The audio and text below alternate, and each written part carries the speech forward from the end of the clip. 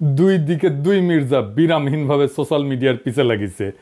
বিএনপির Mirza to the power square, এদের সঙ্গে আমাদের বিরোধটা অনিবার্য ছিল, মানে সোশ্যাল মিডিয়া। জুলাই আগস্ট বিপ্লবের মধ্যে দিয়া যে নতুন বাংলাদেশ গড়ার স্বপ্ন আমাদের তরুণ প্রজন্ম দেখতেছে, সেই নতুন বাংলাদেশে মির্জা আব্বাসদের রাজনৈতিক নেতৃত্ব মূল্যহীন হয়ে পড়ছে। যেই বয়সে অবসরে যাওয়া উচিত, সেই বয়সে তার চাইতে অল্প বয়সের লোকদের সাথে দ্বৈরতা লিপ্ত হওয়ার চেষ্টা করাটা নিরেট বোকামি। এই বোকামির মূল্য দিতে হবে মির্জা আব্বাসকে। সরি মির্জা আব্বাস ভাই, আপনার রাজনীতি থেকে অবসরটা গৌরবময় হইতে পারত, আনন্দময় হইতে পারত। আপনি লজ্জার অপমানের সঙ্গে বিদায় নেবেন, কি আর করা।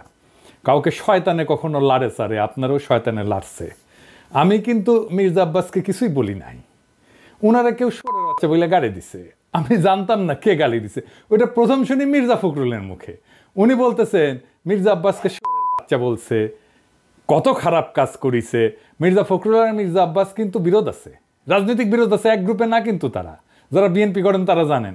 কিন্তু মির্জা ফখরুল তো ছাত্র ইউনিয়ন করার লোক, উনি গিরিঙ্গি কেমন করে করতে হয় এটা ভালো জানেন। উনি কায়দা করে মির্জা আব্বাসকে সামনে দিয়ে দিলেন আমাদের।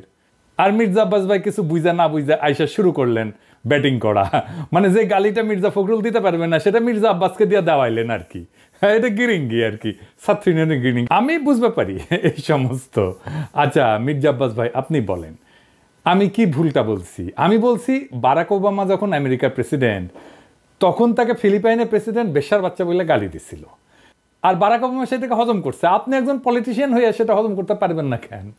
আমি তো নিউজটা দেখাইছিলাম, আমি তো মিশা নিউজ দেখাই নাই, তাই না?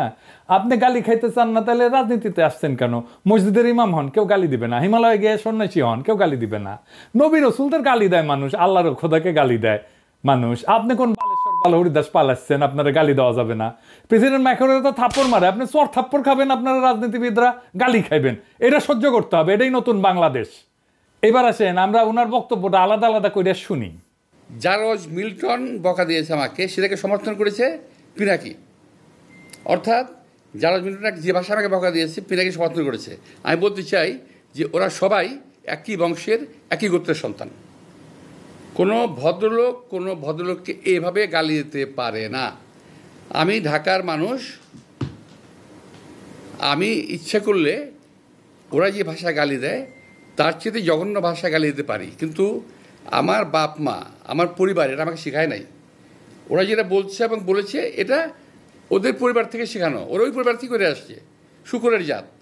এটা নিয়ে বিশ্বব্যাপী আমার দেশে এবং বিদেশে আমার কিছু ভাইয়েরা আছে